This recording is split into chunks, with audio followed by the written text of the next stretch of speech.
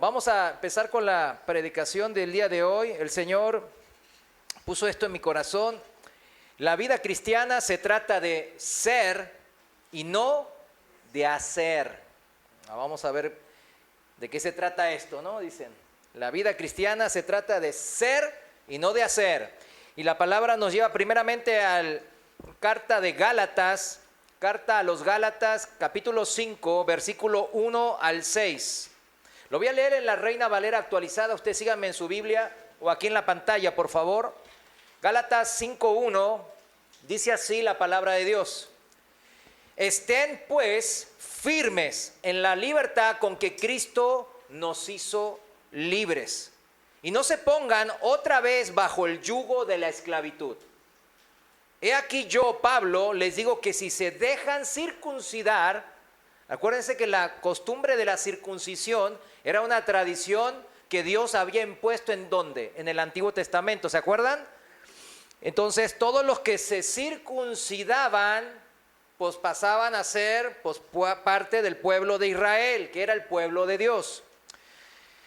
Ahora, en Cristo, ya esa tradición quedó obsoleta. ¿Cuántos recuerdan eso? Amén. Ahora la circuncisión, como Pablo bien dice en la carta a los Romanos, es la circuncisión del corazón. Ahora, vamos a seguir con el pasaje entonces. He aquí yo, Pablo, les digo que si se dejan circuncidar, o sea, si se vuelven a la ley, de nada les aprovechará Cristo. Y otra vez declaro a todo hombre que acepta ser circuncidado, que está obligado a cumplir toda la ley. El que piensa, por ejemplo, ahora, una analogía moderna sería, el que piensa que si no se bautiza, se va a ir al infierno, ¿verdad? Que no puede participar de la iglesia, de la familia de Cristo, pues es lo mismo. Nada le va a aprovechar Cristo entonces. Va a tener que, está obligado a cumplir toda la ley, porque a la ley se fue. Eso significa, versículo 4, ustedes que pretenden ser justificados en la ley han quedado desligados de Cristo y de la gracia han caído. Porque nosotros por el Espíritu aguardamos por la fe la esperanza de la justicia. Pues en Cristo Jesús ni la circuncisión ni la incircuncisión valen nada, sino la fe que actúa por medio del amor. Recuérdelo, subráyelo. Para la vida cristiana es esto lo principal. La fe que actúa por medio de ¿qué? El amor.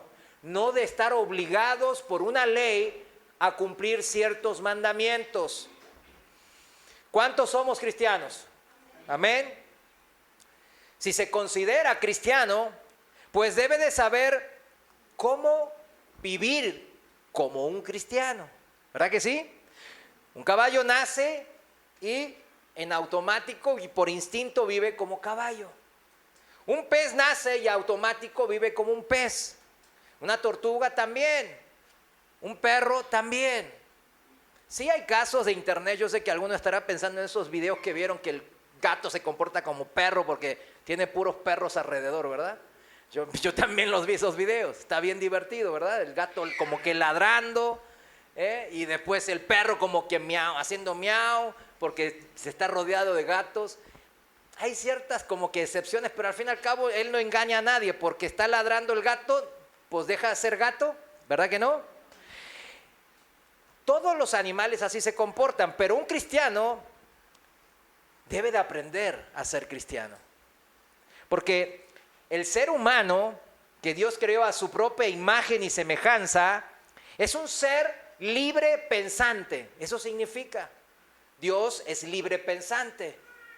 Nosotros somos libre pensantes, mis hermanos. ¿De qué trata la vida cristiana entonces? ¿Qué es ser cristianos? Piénselo un momento. Si lo primero que le vino a la mente cuando usted se le preguntó qué es ser cristiano, usted pensó, el cristiano es el que hace buenas obras, el que se porta bien. El cristiano es el que hace justicia.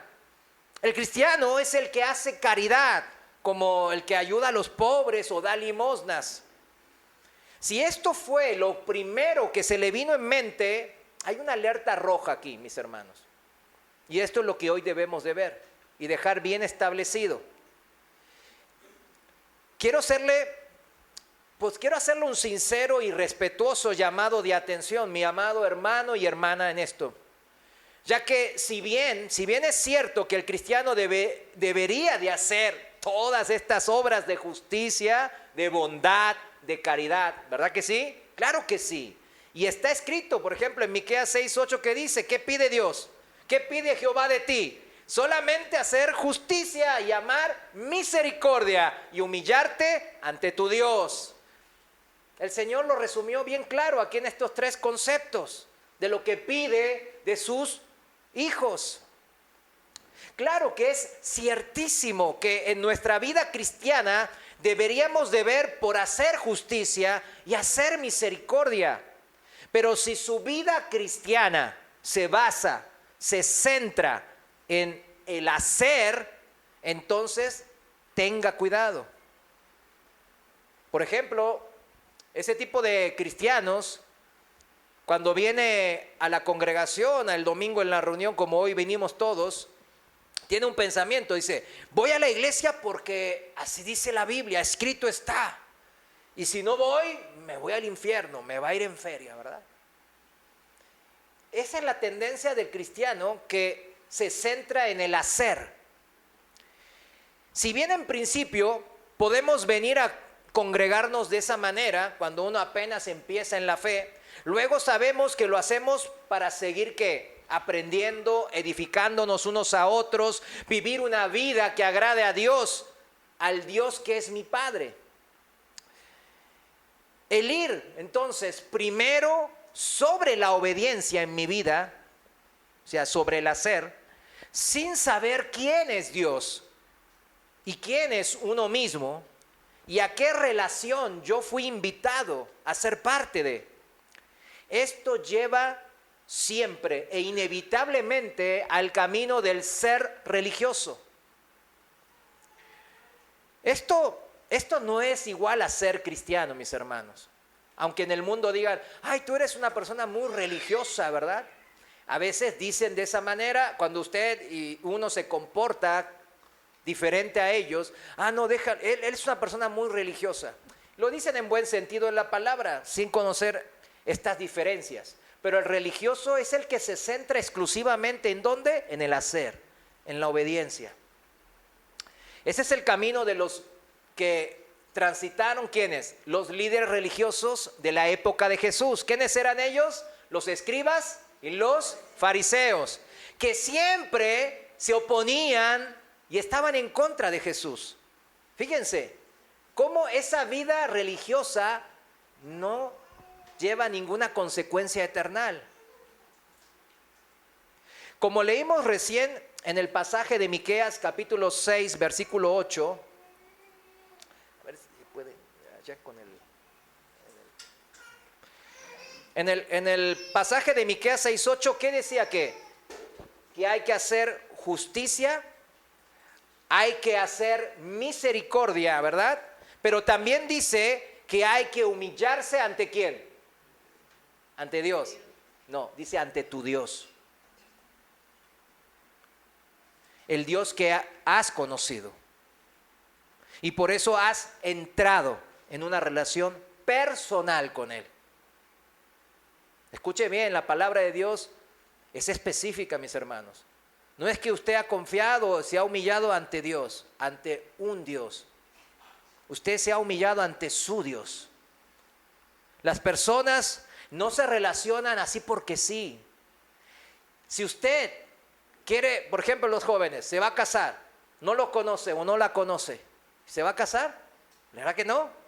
Hay un periodo, ese es el periodo de noviazgo, en donde uno, ¿qué hace? Se conocen unos a otros. No en el término como el mundo lo profesa, ¿verdad? Conocerse sexualmente, sino conocer el alma de la contraparte. ¿Sí entienden?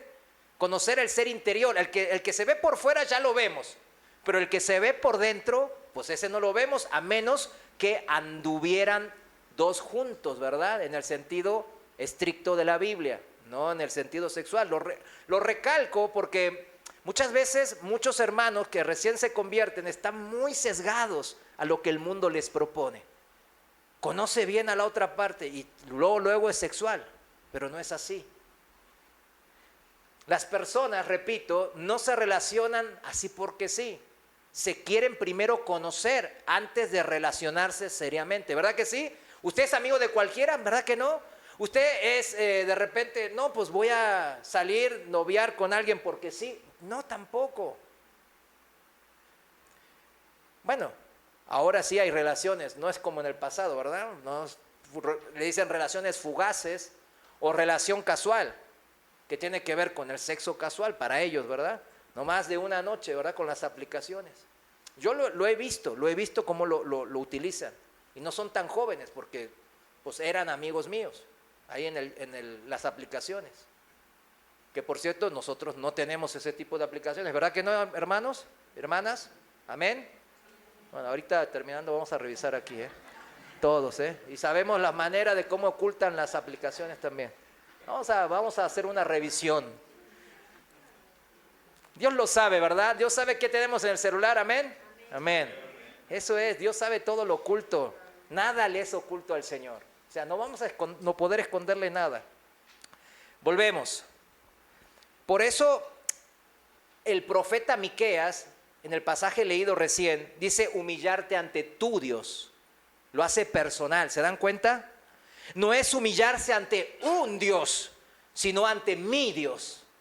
Cuando llega el momento en donde nos cae el 20, como dicen aquí, ¿verdad? Que estamos ahora sí en una relación íntima y personal, cercana con el Dios creador del universo. Eso es ser cristiano, mis hermanos. Es algo maravilloso. Es algo maravilloso realmente. Esa sensación realmente no tiene nombre, mis hermanos. No tiene paragón, no hay sin igual con esa relación, mis hermanos. Y a eso nosotros estamos invitando a otras personas, comenzando por nuestros seres queridos, para que entren en esa relación personal con Cristo.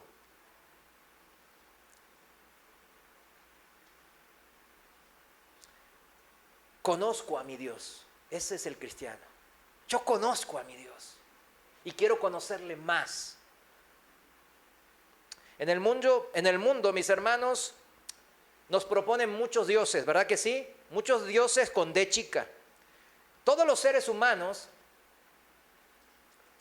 dice la Biblia en forma implícita y explícita, que tienen un Dios. Todos tenemos un Dios. Puede ser el único Dios vivo y verdadero, el Todopoderoso, o puede ser la infinidad de dioses que nos plantea el mundo. El cristiano cree en su Dios. No cree que hay un Dios, mucho menos un Dios con D chica. Porque escrito está que hasta los demonios creen y tiemblan. Un Dios que vieron, ellos lo vieron y saben de su gran poder. ¿Recuerdan cuando Jesús estaba ahí, los demonios decían, ay, pues has venido para atormentarnos? Ya sabían quién era. ¿Creían en que Él era Dios? Claro que sí. ¿Tenían miedo? Claro, porque sabían de su gran poder. ¿Pero qué? No era su Dios. No lo aceptaban como el rey de sus vidas. No querían entrar a una relación que Dios los invitaba también a ellos a entrar. No se humillaron ante su Dios. El cristiano es el que se humilla ¿ante quién? Ante su Dios. Porque sabe quién es ese Dios y qué hizo Él para salvarle y hacerle parte de una familia que la verdad no merecemos estar. A ver, ¿cuántos merecen estar en la familia de Dios? ¿Verdad que nadie? Esto es saber ante qué Dios yo me estoy humillando, para que en esa humillación sea genuina. Y la humillación genuina produce un arrepentimiento genuino de pecados. Juan 17:3, En la Reina Valera dice así, Juan 17:3 dice, y esta es la vida. O sea, esto es ser cristiano, significa. ¿Qué es ser cristiano? Que te conozcan a ti, el único Dios verdadero, y a Jesucristo, a quien has enviado. Significa que si en verdad le conozco, voy a querer entrar en la relación a la cual Él me está invitando de forma libre y gratuita. ¿Verdad que dicen que a la gorra no hay quien le corra, verdad? Cuando es algo libre y gratuito, pues todos se forman en fila. Pero cuando dice, bueno, cuestan 20 pesos, ¿no? Pues ya se salen varios. Cuesta 50 pesos, ¿no? Ya se salen más. Dios no nos está cobrando absolutamente nada. ¿Se da cuenta? De lo más importante en lo que su vida le puede representar. Dios se hizo carne por mí y por usted para morir en una horrenda cruz. ¿Para pagar qué? Por nuestros pecados y abrirnos la puerta de la salvación de par en par. Abrirnos la puerta de la casa del Padre Celestial, para que todos podamos entrar libremente y gratuitamente ahí. Solo nos hace falta creerle, mis hermanos. Creerle que Él tiene tanta bondad y tanto amor por nosotros. Y tomar el paso de fe y decirle, sí, Señor, quiero caminar hacia la casa del Padre. Quiero entrar en esta relación de padre a hijo. Es increíble, no lo puedo entender, pero voy a entrar a esta relación. Quiero entrar a tus promesas. No me está diciendo el Señor, primero obedece todos mis mandamientos, así minuciosamente, para que yo te acepte y me bese los pies. ¿Dice eso el Señor? Así son los demás dioses, ¿vieron?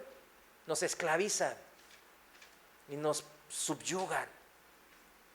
El dinero es así. Todos los vicios que no se digan, la droga, el alcohol. Cualquier vicio es de esa manera. Todos los dioses de este mundo así son. El Señor ni siquiera nos dice, primero obedece siquiera un solo mandamiento, el más fácil, y te vas a reconciliar conmigo y te voy a hacer de mi familia con un solo mandamiento, el que quieras. ¿Dice eso también el Señor? ¿Verdad que no? ¿Cuál es el primero y más grande mandamiento? Pues no es cumplir la ley en ningún grado, en ninguna forma, ni en ninguna medida. ¿Sí se entiende esto? La primera y más grande mandamiento de Dios es amar a Dios con todo mi corazón, con toda mi alma y con toda mi mente. ¿Qué significa esto? No es hacer, sino ser. Ser parte de una relación personal con Dios que nos hace hijos de Dios, que nos hace entrar en una relación de amor padre e hijo. El hacer, mis hermanos, siempre déjeselo al Señor. Déjele el hacer al Señor. Ya no se afane más en tengo que hacer esto y tengo que ir a predicar a las naciones. Tengo que hacer millones para salvar a los pobres del mundo. Él hará, dice la Biblia. ¿Quién hará? Dios, Él. Él obrará para que todo ayude para nuestro bien. Todo lo que hace el Señor trabaja unido de una manera coordinada que solo Él, el Todopoderoso, puede hacerlo para que se coordine siempre ¿a qué? A nuestro favor. Así dice la palabra. ¿Usted le cree? Amén. Es Dios que nos hace sus hijos. Yo, usted, no hacemos nada. Dios hace todo. Desde la salvación misma. Toda la obra ¿de quién fue? De Dios. Todo el camino del cristiano, entonces, también debe ser así como es la salvación. Es permitirle a Dios hacer en mi vida. Dios, haz en mi vida. La primera vez que yo oré de esa manera es difícil. Yo entiendo que eso es difícil. ¿Por qué? Porque sabemos cuando vamos conociendo a Dios de que a Él no se le escapa nada. Si deja un atisbo de orgullo, ¿Él qué va a hacer? ¿El orgullo es bueno o malo? Malo. Entonces, ¿qué va a hacer? Me lo va a sacar. Si el orgullo siempre está amarrado ¿a qué? Cosas de esta vida. El dinero, al poder, a la fama, la vanagloria de la vida, dicen, ¿verdad? Entonces, ¿qué va a hacer? Me va a quitar la gloria de la fama, del poder, del dinero. ¿Para qué? Para que no sea yo perjudicado, maldecido por mi orgullo. ¿Cuántos le dan gracias a Dios? Así es nuestro Dios. Con bisturí quirúrgico obra en toda la maldad nuestra, mis hermanos. Ese es el Padre que hemos conocido, mis hermanos. Para que ahora sí, como hijos legítimos de Dios, hagamos las buenas obras de nuestro Padre que está en los cielos. Mateo 5:16 dice así el Señor.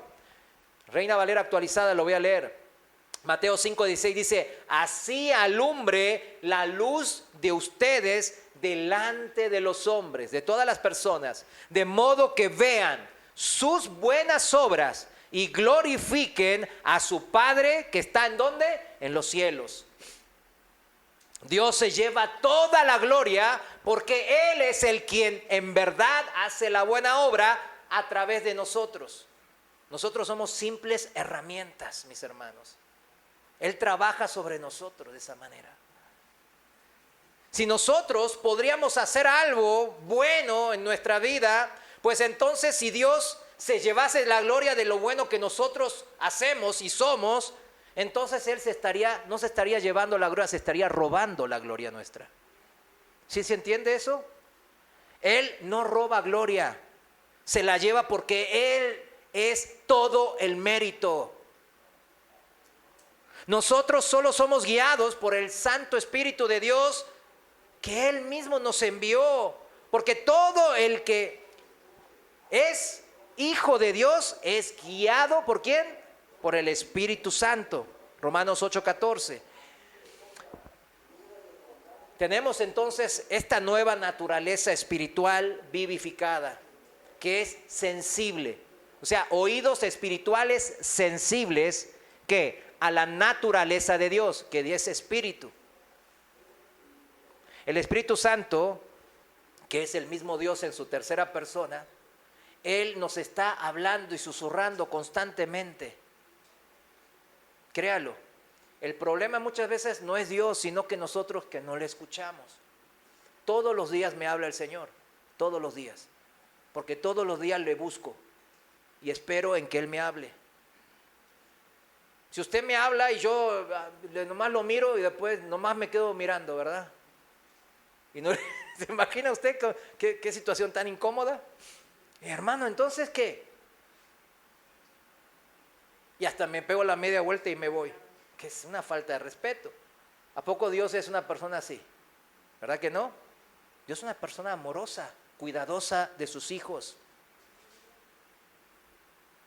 Él dice una y otra vez en su palabra, búsquenme de todo corazón y yo les voy a responder, yo voy a estar ahí para ustedes.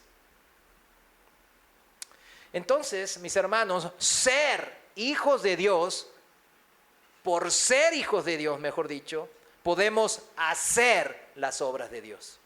¿Sí lo entiende? Es al revés de muchos religiosos. Ser hijos de Dios nos lleva a hacer las obras de Dios y no es al revés, mis hermanos. Téngalo muy en cuenta eso. Juan 14:12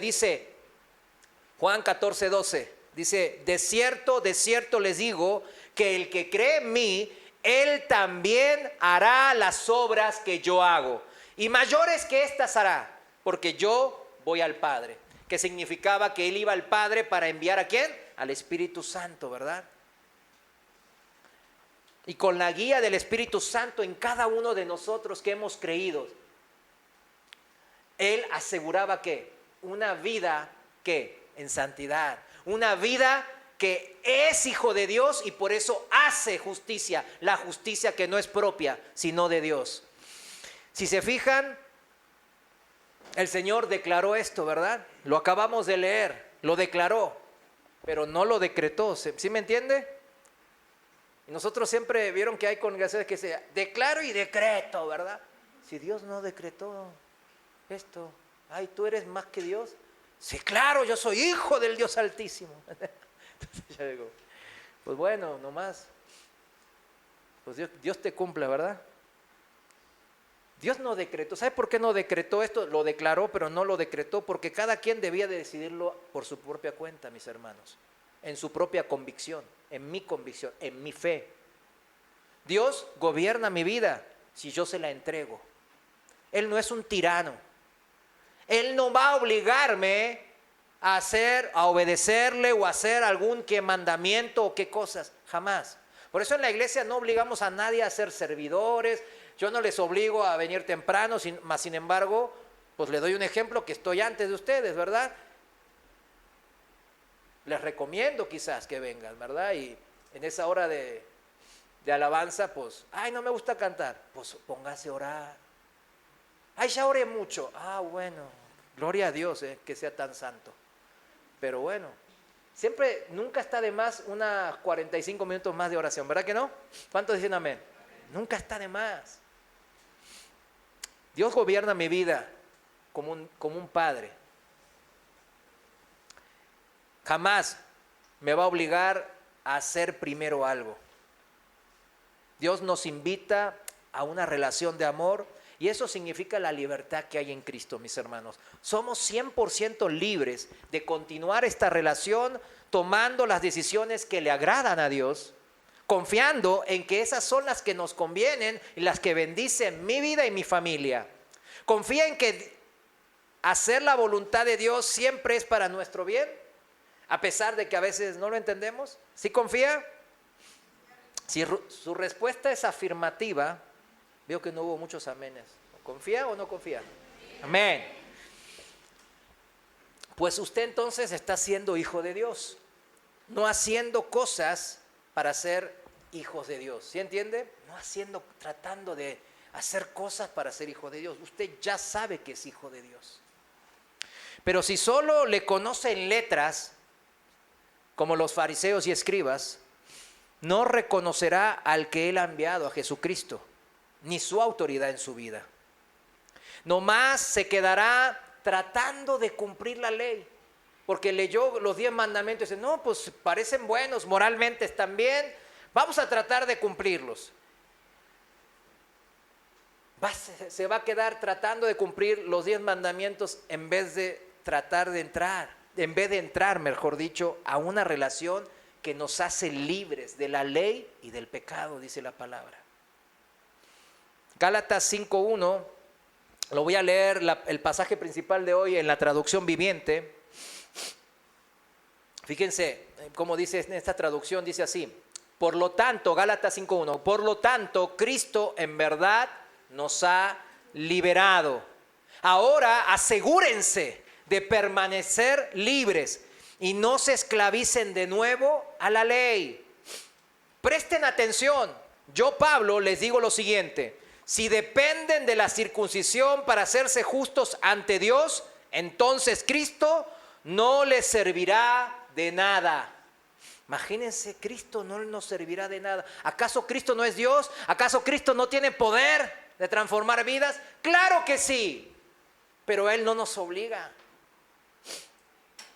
Porque sigues confiando más en la circuncisión, en la tradición, en un mandato, en hacer, en vez de Cristo, ser cristiano.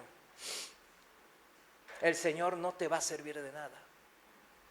Versículo 3, lo repito: si pretenden lograr el favor de Dios mediante la circuncisión, entonces están obligados a obedecer cada una de las ordenanzas de la ley de Moisés.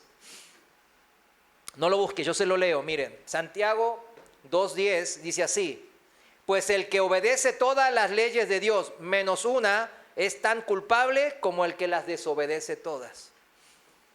Punto.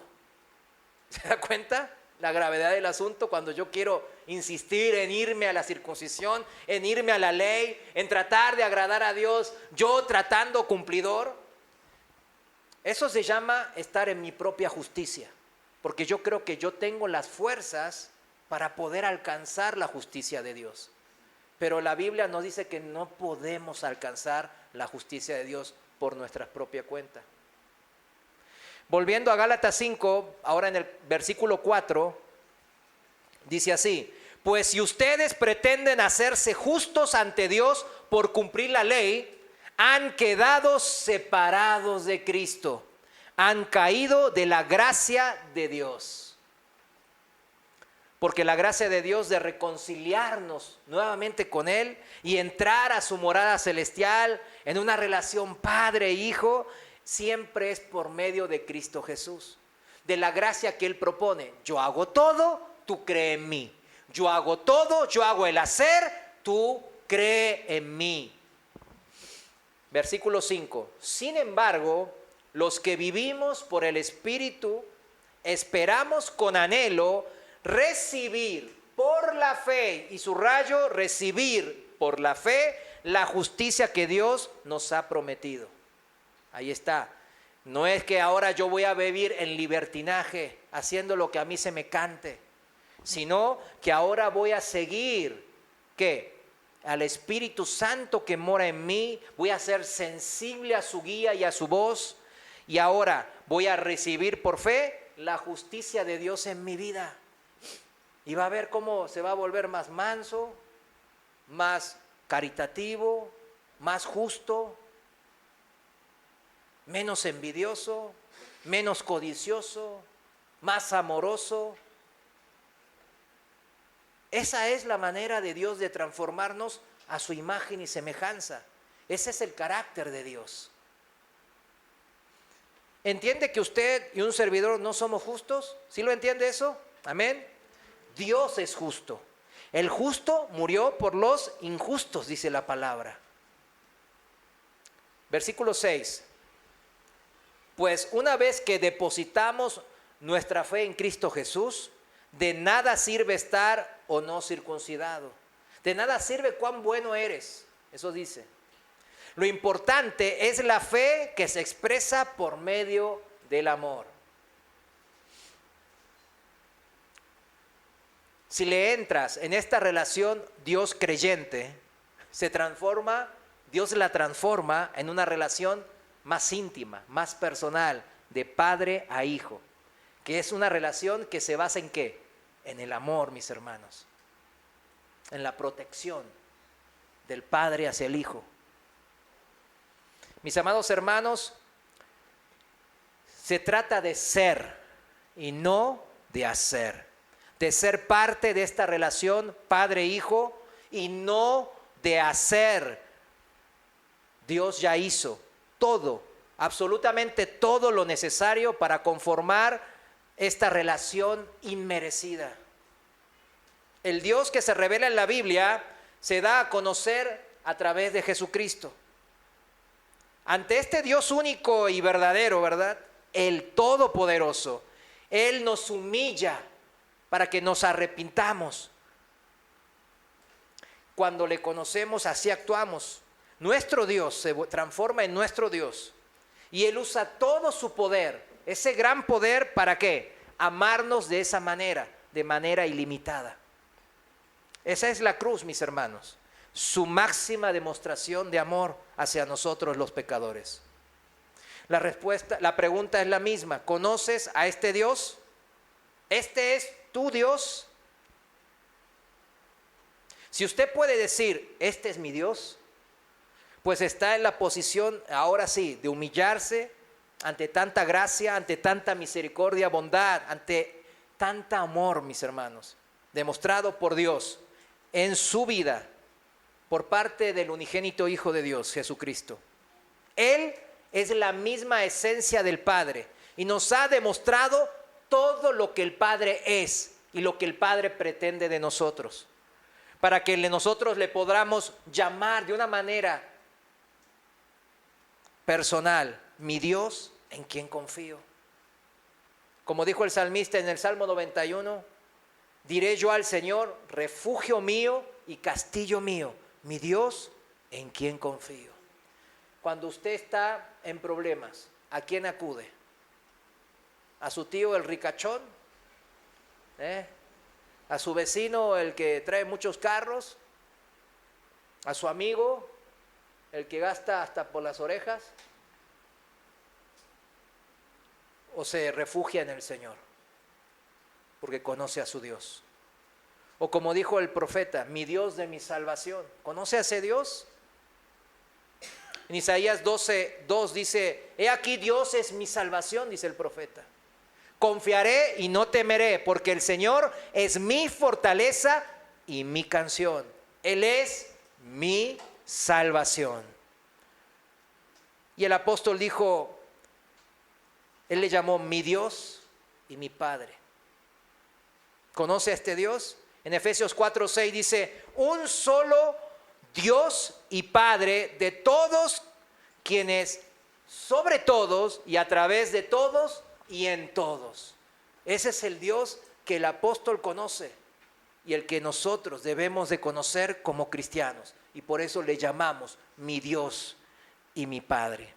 El mismo apóstol Pablo vuelve a hacer énfasis en ser libres y no ser esclavos, no centrarnos en el hacer. En Romanos 8:15, en Reina Valera actualizada, Romanos 8:15 dice, pues no recibieron el espíritu de esclavitud para estar otra vez bajo el temor, sino que recibieron el espíritu de adopción como hijos. Fíjense, en el cual clamamos, Abba, Padre. ¿Por qué no quiere Dios que nos centremos en el hacer, en la obediencia? ¿Por qué no querrá eso el Señor? Si es bueno hacer buenas obras, es bueno guardar los mandamientos de Dios. ¿Verdad que sí es bueno? Claro.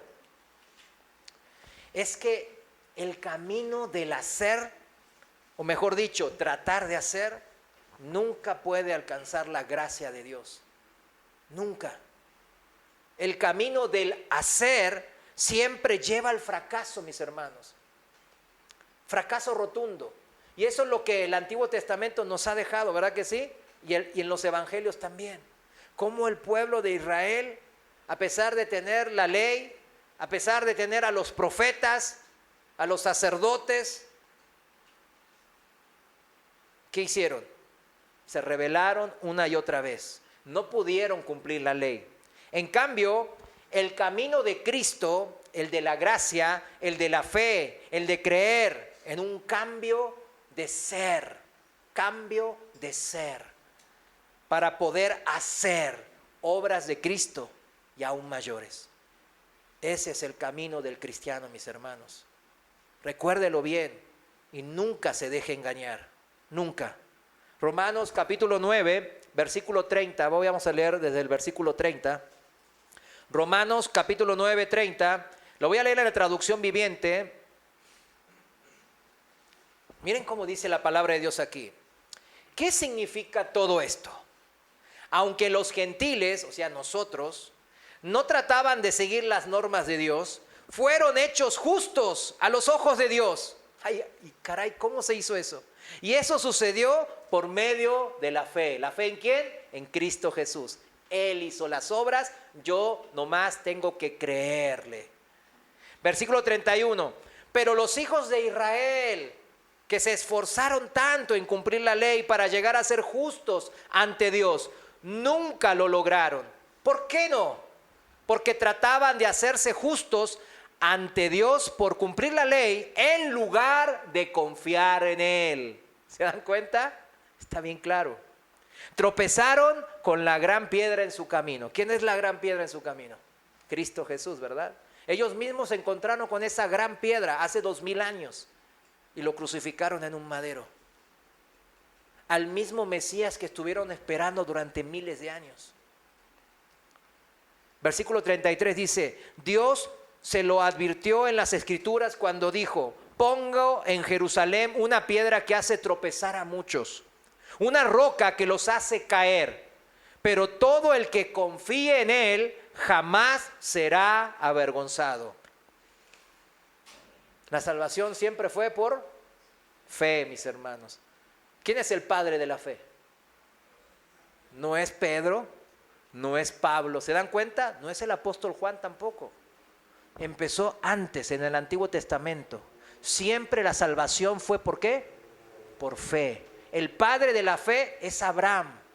Aún antes de la circuncisión, él le fue dicho, le creyó a Dios. ¿Y qué? y le fue contado por justicia, como justo, por solo creerle. Gálatas 3, versículos desde el 11, en la traducción viviente seguimos. Usted sígame en su traducción si quiere ahí, por favor. Versículo 11. Queda claro entonces que nadie puede hacerse justo ante Dios por tratar de cumplir la ley, ya que las Escrituras dicen, es por medio de la fe que el justo tiene vida. ¿Está citando qué? ¿El Antiguo o el Nuevo Testamento? El Antiguo Testamento, mis hermanos. Siempre la salvación es por fe, mis hermanos. Versículo 12. El camino de la fe es muy diferente al camino de la ley. Escuche bien. El camino de la fe es similar o muy diferente al camino de la ley. Es totalmente contrario, es muy diferente. ¿Qué dice? Es mediante la obediencia, el camino de la ley, la obediencia a la ley que una persona tiene vida, dice la ley. Pero Cristo nos ha rescatado de la maldición dictada en la ley. Cuando fue colgado en la cruz, cargó sobre sí la maldición de nuestras fechorías. Pues está escrito, maldito todo el que es colgado en un madero. O sea, Él se hizo maldición por nosotros, que estamos maldecidos, mis hermanos, por nuestros pecados. Versículo 14, mediante Cristo Jesús, Dios bendijo a los gentiles con la misma bendición que le prometió ¿a quién? Al padre de la fe, a Abraham, a fin de que los creyentes pudiéramos recibir por medio de la fe al Espíritu Santo prometido. Y eso significa entrar en una relación personal con Dios, mis hermanos. ¿Qué es ser? ¿Qué es ser cristiano? Creer en la roca de nuestra salvación, mis hermanos. De mi salvación, tiene que decir usted. De mi salvación. Él me salvó a mí, pecador. Y por eso yo estoy agradecido con el Dios de mi salvación. Confiar en lo que Él dijo. Es tener fe en que Él hará y seguirá haciendo. ¿Cuántos dicen amén? Porque ya Cristo ya hizo todo. Y está haciendo en nuestras vidas y seguirá haciendo siempre a nuestro favor. Así dice y así escrito está. Y Dios es fiel y no es hombre para que mienta, ¿verdad que no? Nuestras vidas como cristianos son la demostración de que nosotros nada tenemos que hacer, sino que Dios obra a través de nosotros para que su justicia brille como una luz intensa. ¿A quiénes? A todos los que no creen. 2 Corintios 5:7, pasaje que todos cristianos sabemos, dice, ¿cómo dice? Porque andamos por fe y no por vista. El cristiano anda por fe y no por vista. Romanos 1:17, lo voy a leer en Dios habla hoy, me gustó esa versión. Romanos 1:17 dice así, pues el Evangelio nos muestra de qué manera Dios nos hace justos. ¿Qué nos muestra el Evangelio? ¿De qué forma Dios nos hace justos a nosotros? Que es imposible, porque nosotros somos pecadores y siempre nosotros tenemos una tendencia a pecar. Entonces, ¿cómo nos hace justos? Es por fe, de principio a fin, dice esta versión. Así que, así lo dicen las Escrituras. El justo por la fe vivirá. Otra vez citando ¿qué? El Antiguo Testamento. Habacuc 2:4 es eso. El fe por la fe vivirá. No dice el fe por la ley vivirá, sino por la fe vivirá. Así vivió Abraham, así vivieron todos los hombres de la fe. Ahí están citados en Hebreos 11, ¿no? Usted lo sabe. Les dicen los campeones de la fe. Andar o vivir por fe, como dice aquí en las Escrituras, nos habla de algo que es, entonces, ¿cómo es? Continuo. ¿Sí entiende? Continuo. Recién el hermano Dago estaba citando Santiago 1:2, que significa que nuestra fe tiene que ser probada. ¿Para qué? Para dar constancia. ¿Sí entiende? ¿Qué significa la constancia? Ser continuo, constante. La fe se desarrolla en el día a día, mis hermanos. No es algo puntual. Ser cristiano es continuamente elegir a Cristo en mi vida. Continuamente. Porque todos los días se nos van a presentar situaciones que requieren que debamos de decidir entre el bien y el mal. Que debamos de elegir entre Cristo y todo lo demás. Y el cristiano elige a Cristo una y otra vez. Una y otra vez mientras tenga vida en esta tierra. ¿Cuántos dicen amén? Porque dice ahí en el contexto de 2 Corintios 5:7, ¿no? Que el cristiano vive por fe y no por vista. En el versículo 9 dice, nuestro anhelo es serle agradable. ¿A quién? A Dios. Ese es el anhelo que tenemos todos los cristianos. Y aquí se puede usted evaluar, ¿verdad? Ay, mi anhelo es siempre agradar a Dios o mi anhelo es agradarme a mí. Yo quiero vivir feliz, ¿verdad? Como ahora todo es hedonístico, egocéntrico, todo es yo, ¿verdad? La cultura del yo, le dicen algunos. Pues yo, puro yo. Nomás espejito, ¿quién se ve más bonito? Ah, no, el otro, maldito ese. La fe, no, nada. Pura envidia, pura codicia.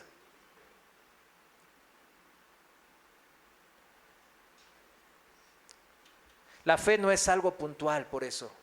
No es algo de hace un tiempo. ¿Se acuerdan todos nos acordamos cuando nos convertimos, ¿no?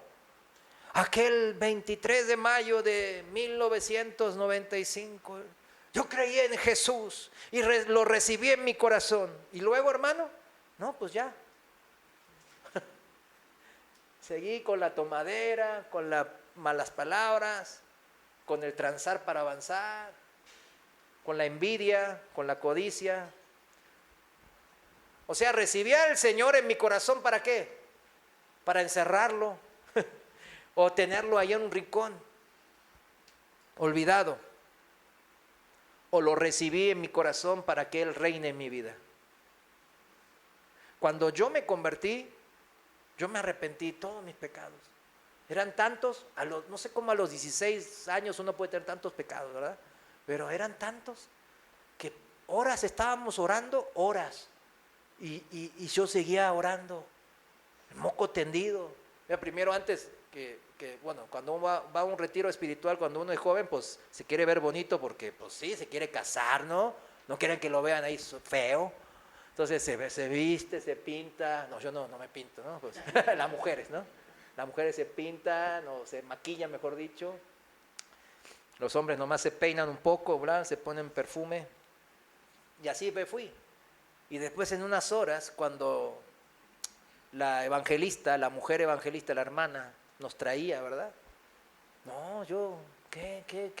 Yo estaba todo con el pelo así, enmarañado y con los mocos tendidos y andaba diciéndole, perdóname. Y no me daba vergüenza decir algunos pecados así como que gritándole, porque yo ya no estaba pensando en lo que había alrededor, ¿verdad? Y ninguno de ahí, porque todos estaban clamando al Señor. Por eso fue la cruz se apareció gigante en el cielo, ¿verdad? Esa vez que ocurrió el milagro, ¿no? Y fue espectacular. Me acuerdo que yo después de eso quise agradar a Dios. En cierta manera yo batallaba con mi carne, pero yo quería agradar a Dios. ¿Pero qué? La mala doctrina en la iglesia, mis malos amigos, me convencieron para no elegir a Cristo, no agradar a Dios, sino hacer lo que a Dios le desagrada. Y eso me llevó a alejarme de Dios mucho tiempo y sufrir yo, mi familia, pues todos los que me rodeaban, ¿verdad? Uno es el que más sufre, ¿verdad? Cuando se aleja de Dios. Por eso cuando yo veo a los jóvenes recibir a Cristo en su vida, pues yo me pongo muy feliz. Pero también yo sé que están bajo ataque, ¿verdad? Porque el diablo no le agrada perder gente que se iba a llevar al infierno. El diablo pone innumerables obstáculos, pone vallas, acaba un pozo, ¿verdad?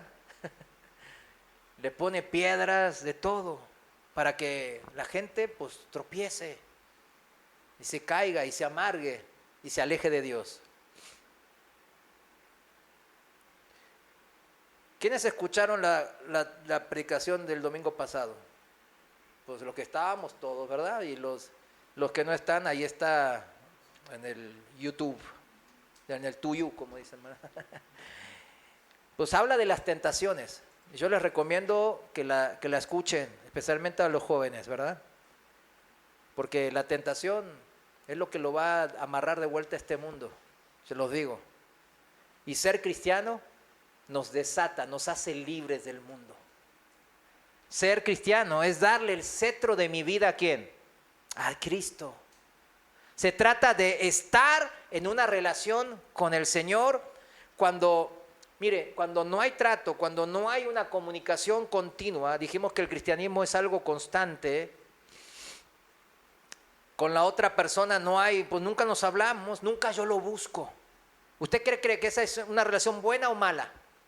Pues es mala, ¿verdad? Cuando usted no lo busca es porque esa relación está algo no anda bien. Mis hermanos, el cristiano persevera por eso en esa relación. ¿Por qué? Porque ha conocido a su Dios. Y el cristiano ahora trata de ser discípulo de Cristo continuamente. ¿Se acuerda de la gran comisión? Hacer mis discípulos a todas las naciones hasta el fin del mundo. Bueno, se trata de ser testigos de Cristo continuamente. Se trata de ser hijos de Dios continuamente, de ser siervos de Dios continuamente. El cristiano es continuo, es constante, mis hermanos. Cuando usted ve en su vida vea inconstancia, yo siempre lo digo, cuando alguien trabaja en un lugar, se va aquí, viene acá, viene allá, deja, no, ya, estudia estudia lo otro, y anda brincando de un paso, tenga cuidado con eso, porque Dios es constante. ¿Se dan cuenta? Dios no tiene varianza, dice la Biblia, ¿verdad? Y los hijos, ¿cómo se parecen? A sus padres, ¿no? Entonces el cristiano es constante también. El cristiano no está preocupado entonces en hacer, sino que vive lo que ya es por la gracia de Dios. Eso lo va a ayudar a ser constante, mis hermanos. Porque el que anda preocupado en el hacer, es difícil ser constante. Porque anda muy afanado. Ay, que esto y lo otro, y esto y lo otro. Y después como no le salen las cosas, se amarga el corazón y se decae la fe. Por eso el cristiano, dice el Señor, no te preocupes. ¿Saben quiénes son los que están siempre preocupados en hacer? ¿Quiénes son? Los religiosos. Los que dicen conocer a Dios. Y se saben la Biblia hasta de memoria, pero no la viven.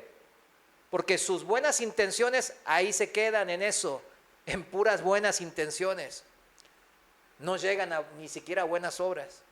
No tienen el poder de Dios para vivir como hijos de Dios. Sus buenas intenciones solo se quedan en eso, en intenciones. Y la carga de querer hacer y no poder hacerlo les abruma a los religiosos. Yo los veía allá en Talpa, ¿no? Cuando bajan las 7 monos, ahí en el helicóptero. Cuando íbamos a evangelizar allá.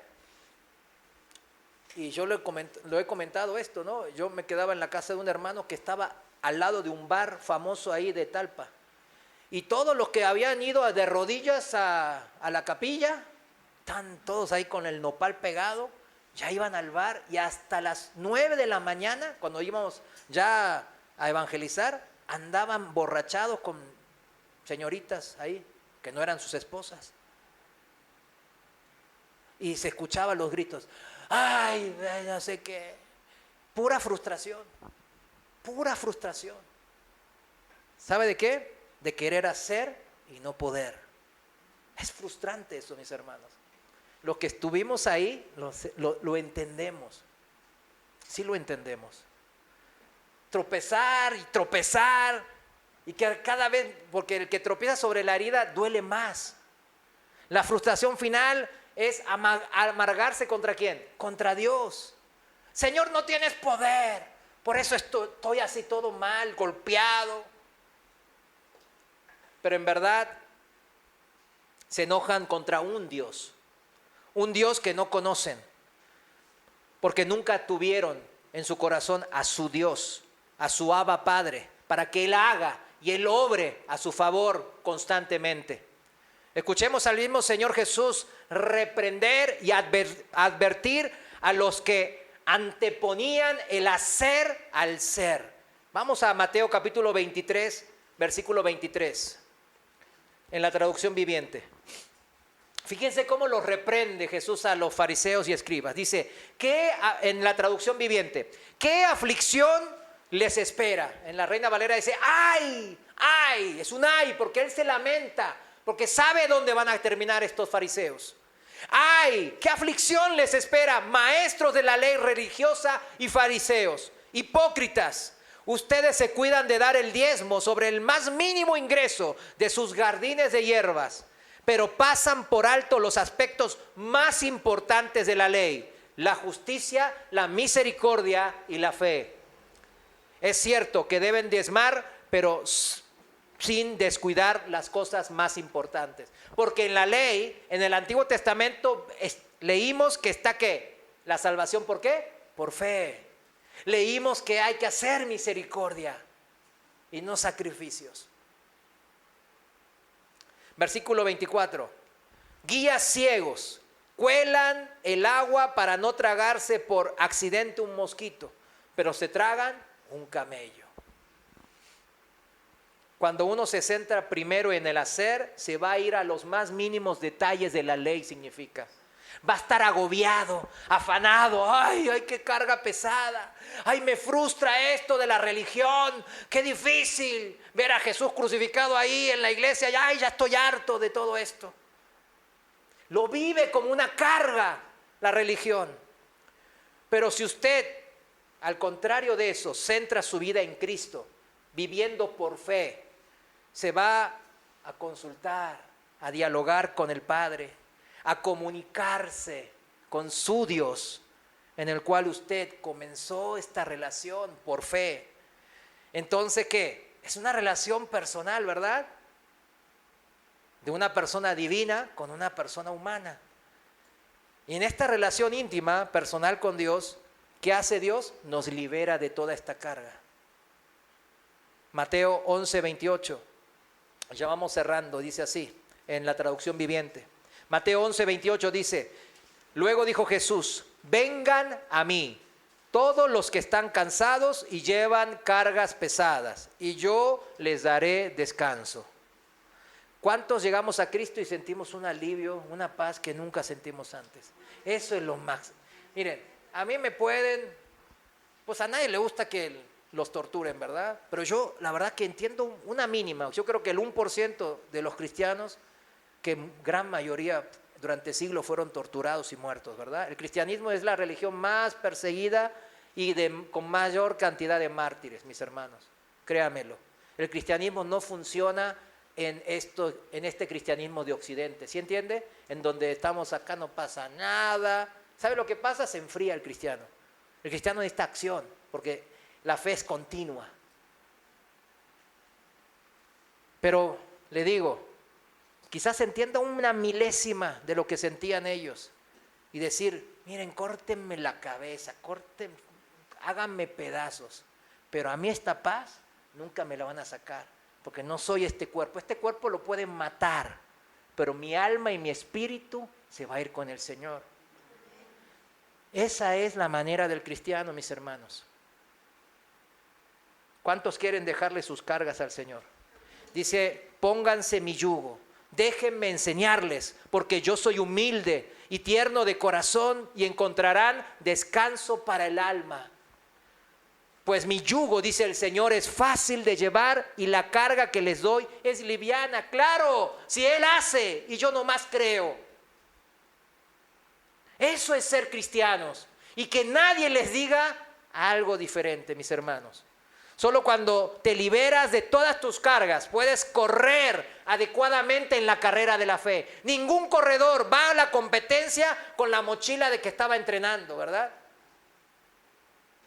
Yo cuando estaba entrenando ahí en rugby, siempre nos hacían poner, en taekwondo también, nos hacían poner unas bolsas de arena en la cintura, en las muñecas y acá en las rodilleras, todo. ¿Para qué? Pesaban como unos, no sé, como unos 10 kilos o 15, dependiendo. Entonces, todo el tiempo nos hacían correr. Siempre pasábamos meses con eso. Y unos días antes de la competencia nos decía el profe, el entrenador nos decía, sáquense todo. No, hombre, ¿sabe? Saltaba como, no sé, 20 metros a veces. No, en serio, se sentía uno como liberado de una carga, ¿verdad? Impresionante. Impresionante, pero más impresionante es la carga que nos libera el Señor. ¿Cuántos dicen amén? Cuando le entrego todas mis cargas al Señor, dejo que Él haga. Deja al Señor que haga por ti en tu vida. ¿Cuántos dicen amén? Póngase de pie, vamos a orar.